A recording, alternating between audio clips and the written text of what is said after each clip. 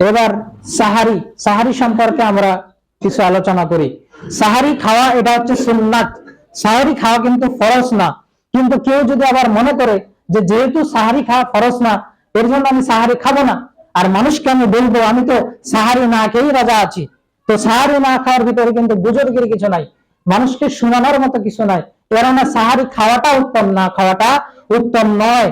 সহিহ বুখারী 1923 নম্বর হাদিস, قال رسول الله صلى الله عليه وسلم تسحروا فإن في السحر بركات, তোমরা সাহারি খাও কেননা সাহারির মধ্যে রয়েছে বরকত।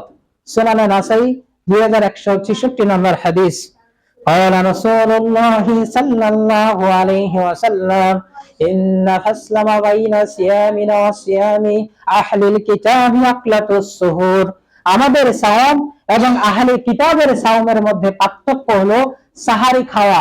তাহলে আমরা সাহারি কেন খাবো? কেননা আমাদের সাওম এবং ইহুদি খ্রিস্টান জাতির সাওমের মধ্যে পার্থক্য হলো সাহারি খাওয়া।